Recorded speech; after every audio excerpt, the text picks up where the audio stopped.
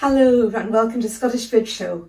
Today we're celebrating summer with another salad, and really this is a generic suggestion, but it's entirely up to you, and it's only limited by your imagination and indeed your harvest or the harvest of the local producer near you.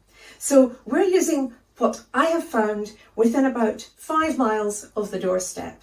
And I would urge you to support your family businesses, your family farmers, and do the same, because there's great produce out there just now and it's very, very versatile. So I'm doing something really simple, but as I talk about it, I'll give you other ideas as well. And we're going to start off by boiling some eggs. We've got some hard-boiled eggs. So it's vegetarian today, but the eggs are going to be our protein, so it'll make a complete meal in the end. So they're going to be hard-boiled for 10 minutes from cold water to finish. So that's going to go in there.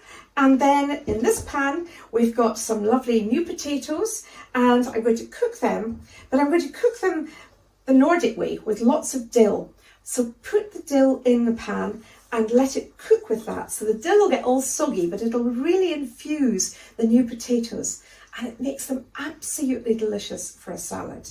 So we'll season them well with salt. We'll cover them with cold water, and because they're small new potatoes, they'll only take about 10 minutes to cook. So we'll get the 2 cooked ingredients on the go, and we'll be back in a minute to prepare the salad ones. So while these lovely new potatoes are cooking, we're going to prep up some of the salad ingredients. So I've got some beautiful tomatoes here, lovely, I love tomatoes. But I've not only got your average, lovely, standard tomatoes, and when they're freshly picked Scottish tomatoes, you really smell that they're lovely tomatoes. And we've also got some lovely heritage ones. So these ones are a sort of dark red wine, and these ones are lovely yellow ones, which will be beautiful in a salad. I'm sorry I don't know the actual names of the individual tomatoes, but somebody somewhere will know, I'm sure. So I'm going to cut them up. Now when you do the big tomato, there's a bit of a spine in there sometimes, so you want to make sure that there isn't any there, it's all on that side. So we want to just make sure we take that little bit out, just that tiny little bit, that's all. But other than that, it's going straight in the dish. Cut them as finely or as chunkily as you like, it's entirely up to you. But nice sharp knife that will glide through. It's really important when you're cooking to have a very sharp knife. You're more likely to do yourself a problem with a blunt knife than a sharp knife. So we'll pop these in a bowl, a large sized bowl, so we can mix everything together and cover them with the dressing. So when it's the smaller tomatoes, I'm not so worried about the little stalky bit. So again, just cut them into nice little even pieces. I'm going for wedges, but you can decide what you'd like to do. When you have the bigger tomatoes like these, or even ones they call beef tomatoes, they are fantastic for stuffing, stuffed tomatoes, in which case I slice them through the middle, use a teaspoon to take out the filling, and then add the filling to a bowl with maybe some breadcrumbs, some cheese, a little bit of chopped ham or leftover beef. If you're not into that, you could use a little bit of nuts. Chopped nuts would be there, lovely. Pop them under the grill and you've got a delicious extra snack. So roasted tomatoes are also delicious. I'm just going to add the rest of these. So any tomatoes you can cook, but the cherry and the heritage are so much nicer just left raw in a salad. All of them are equally delicious raw. Another thing you can do with large ones is serve them with some mozzarella and some dressing as a starter, maybe with a little bit of basil if you've got that. And that's a classic Italian restaurant dish, and it's delicious. And we have Cheddar mozzarella in Scotland, which is absolutely delicious, it's sublime. So look out for it. They come to Edinburgh Farmers Market on a Saturday, and if you're down near Dumfries, they're only a few miles along the road. So, and they have a beautiful farm shop with a wee cafe, couple of tables, so you can make a wee trip of it just down past Dumfries, about 5-10 at the most minutes out of Dumfries. Have yourself a coffee, homemade cake, and pick up some of their mozzarella and some of their toma as well when you're there. Really delicious. They, along with 15 others, are on Scottish Cheese Trail. So do keep checking on my website. Things change every week on Scottish Food Guide. So take a look on Scottish Food Guide, Scottish Cheese Trail and Scottish Farm Shops. And look at these beautiful tomatoes ready to start the dish. Now I'm also going to add some lovely purple onion. Now it's worth looking out for these onions or similar purple onions because they are a little bit sweeter. Some of the big kind of in your soup onions, big white onions, can be quite stark and a bit stronger. They're lovely if you love raw onions, but some of them are a bit more aromatic. Spring onions work very well as well, so do chives. Any of those will work. And remember, the onions have been in the ground, so it's good to give them a good wash under a cold running tap. And I'm going to take off the bulbous bit and slice the rest first. And slice it nice and finely. All these ingredients are going to be raw, and they're delicious raw, but of course they're also delicious cooked. In fact, you'll notice with this onion and the other one in the basket here that I have trimmed the tops because the tops were much longer and they were a little bit straggly, but I have not binned them. They will go into the next dish of mince where I'm sauteing them off, and they'll just give a lovely onion flavour, and they don't need to be beautiful. So nothing is wasted in this kitchen. So if you can hear a little bubbling in the background, that's our potatoes. In it goes. And for the last piece of the onion, I'm going to halve it. You can just cut onion rings, but the thing is, when you halve an onion, it's then not going to roll anywhere, and that's good for your fingers. So as a little health and safety trick, half your onion, and then it will very easily just stay on the chopping board, and your fingers will stay on your hand. Now, by going for a purple onion, you get the lovely colour in the salad, which does make a difference. The very, very, very tip at the end, the root I have left, but it's a tiny little bit, so it doesn't go in. But by keeping the root on while I'm slicing, it holds it all together. So there's the onion end. And you can see now it's becoming a really lovely cornucopia of colours. Now, lettuce is like beef and lamb. There is no such thing as lettuce and that's it. There's dozens and dozens of different varieties of lettuce, and some are quite peppery, some are entirely tasteless like an iceberg, and some are what I would call old-fashioned, where they taste like the lettuce that I remember from my childhood. And the romaine is one such lettuce. That's a traditional lettuce that's got a little bit of crisp curliness to it, but a lot of flavour, and I love that. So for my salad, I'm looking out for an old-fashioned lettuce. And if only iceberg was in the shop, I'm afraid I would give it a buy, and I would just go for maybe some more chopped cucumber, for example, or something else that's green and juicy, but has flavour. So these again have been washed, rinsed under a cold tap, because there can be a little bit of soil. So it's really important that you always wash your vegetables. Now, some people like to leave their lettuce leaves whole and maybe use it as a way to serve the salad, so you can have your leaf and then fill it with the other ingredients. I quite like the leaves to get totally dressed in the dressing. However, if you're planning to keep a lot for the next day and make it do 2 meals, then the lettuce doesn't survive as well as the other ingredients. These, if they're in the dressing overnight, just get better and better. But the lettuce will start getting a bit sagged and sad. Still tasty, but not so very beautiful. So it's something to think about. The smaller you cut it, the less shelf life it will have. But as I say, I'm going to eat this all with my husband, so I'm not bothered about that. So I'm going to gather it up.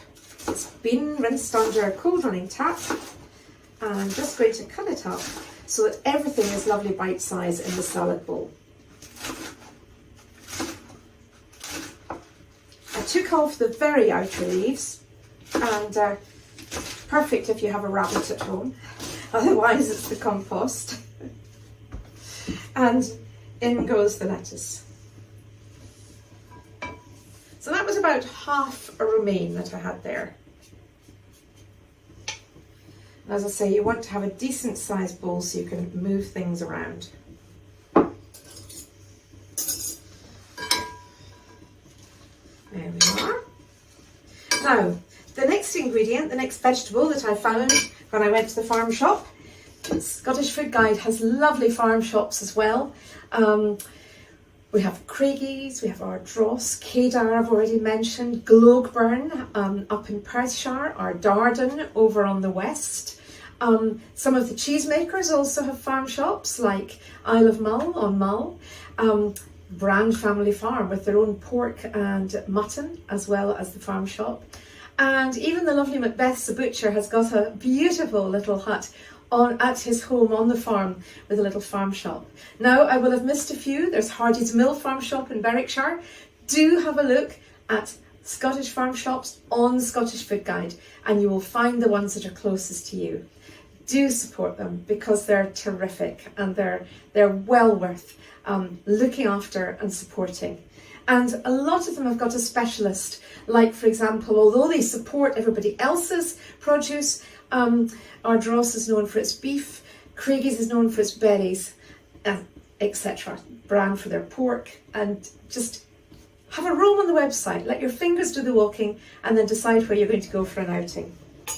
Now, last but not least, I've got a courgette. I love courgettes in the summer because they're a very reasonable price and you get a lot for them and they keep well, so you can buy them and decide what you're going to do with them over a week. Sometimes I pan fry wedges in butter with a little rapeseed oil, and so they get a bit roasted and that's absolutely delicious. And then just before serving you can put on a squeeze of lemon juice. Sometimes I bake them, slice them through the middle and again stuff like the tomatoes and bake them, and they're absolutely delicious that way too. You can do a summer courgette soup that I saw Neil Forbes of Café St Honoré had up on his website this week. So it'll still be up, so do check out the recipes on Neil's website. Super restaurant in Edinburgh, and he's always putting up a recipe of the week and it's always seasonal because he's one of the Slow Food Cooks Alliance members. So you will see that recipe there with courgette.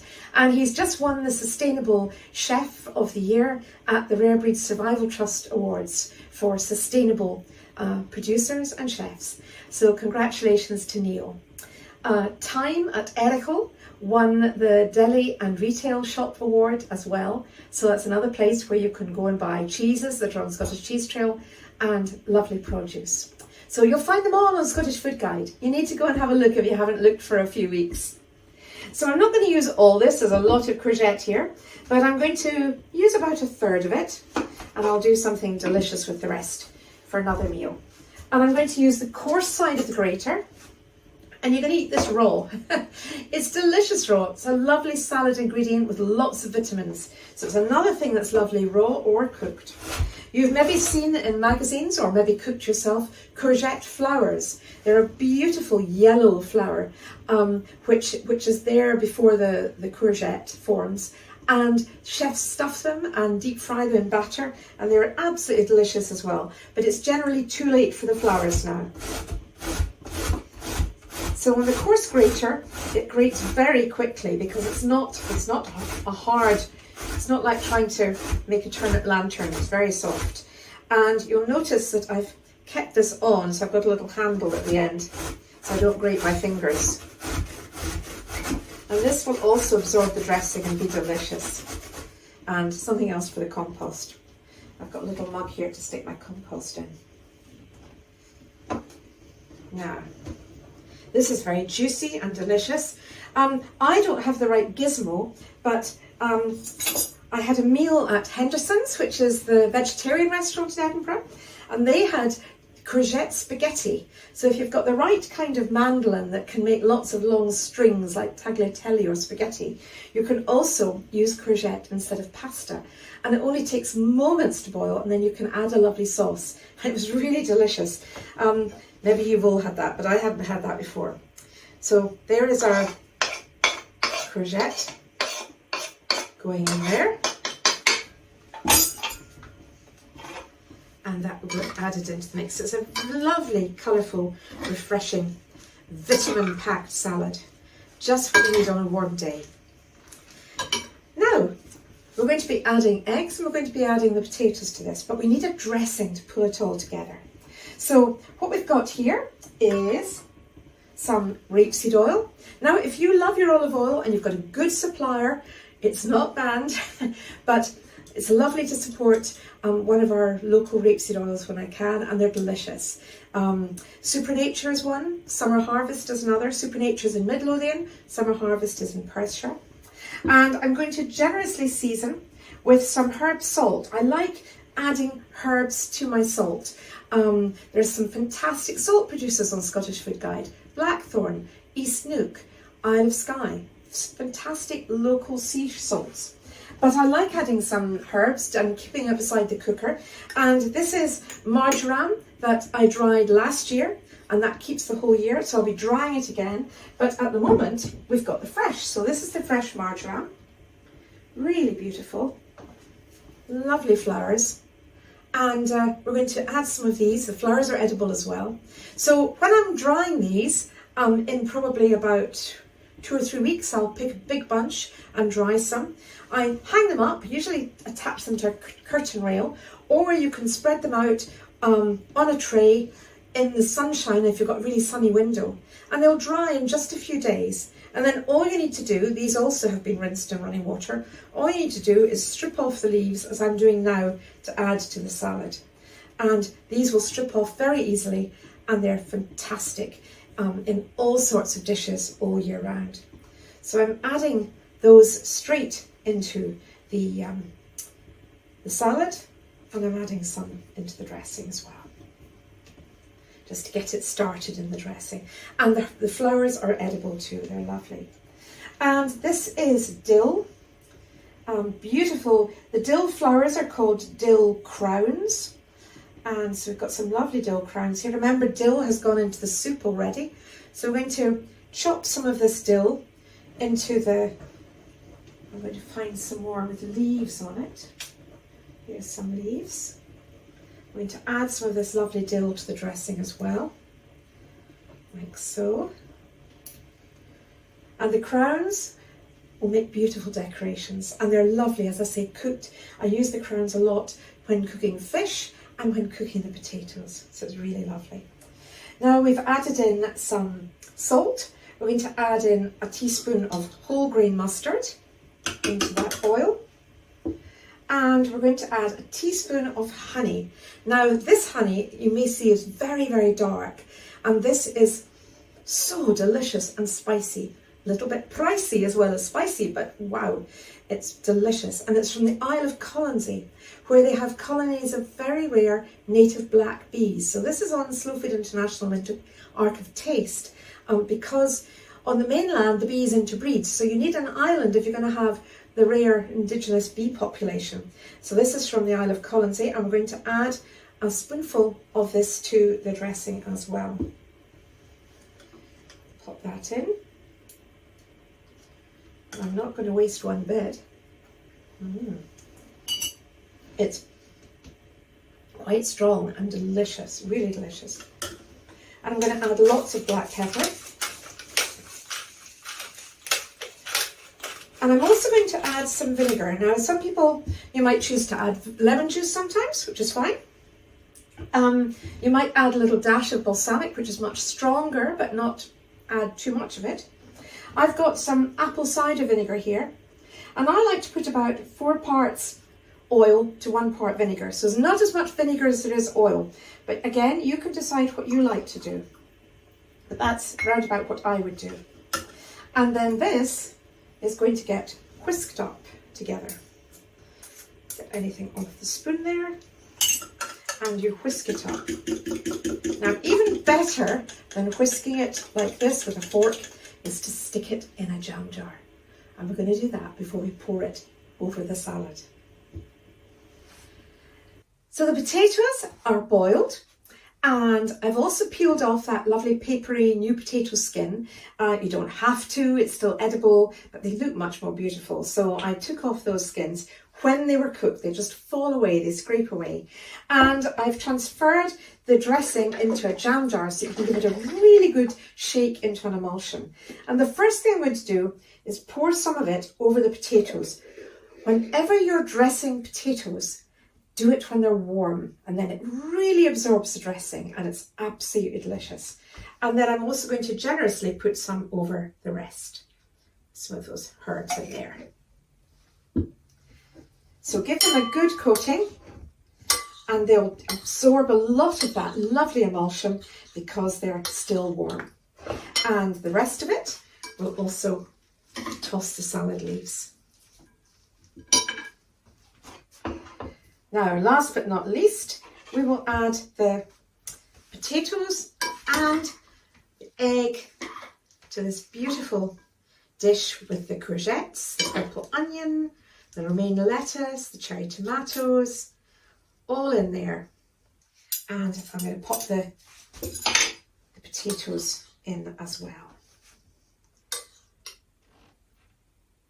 Now you can also add croutons, you know, toasted bread. If you've got some yesterday's bread, that can work rather beautifully as well.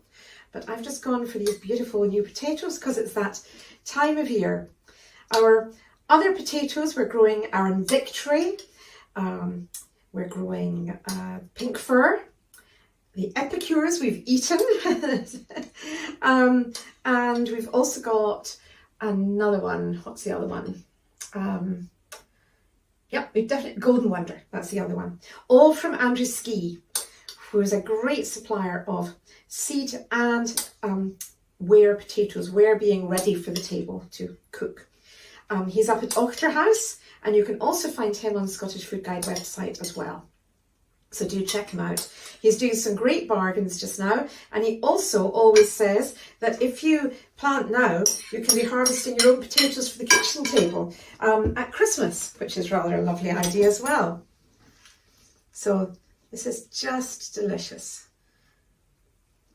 And last but not least, we will put on the eggs. Now, if you want to go really party on this, you can get quail's eggs. And you can even go big and do duck's eggs. The duck's eggs will take about 15 minutes to hard boil, and the quail's will take about 3. But I've gone for hen's eggs. And we're going to just pop these around the edge. Now, if you mix them through the mix, you often lose the yolk becomes detached from the white, which always seems a bit of a shame. So I'm just putting them around the edge, like so. And I'm going to decorate it with some of these lovely dill crowns and these beautiful marjoram flowers for a really lovely summer evening salad. Now, I hope that we've inspired you to enjoy those vitamins, enjoy these lovely fresh vegetables that we have at this time of year. Shop local, support your farmers, and really enjoy the seasons. It's a time for celebrating the raspberries, the strawberries, the salads, and really going for these things and make the most of them while they're there. They're so versatile as well. And of course, with a little bit left the next day, have baked potatoes. Pop them in a sandwich, pop them in a panini, and it'll be equally delicious. So do check out Scottish Food Guide. Also, on the website, you will be able to click through and buy copies of our book, Meadows, with many more, 100 of our recipes. And we look forward to seeing you next month. Goodbye.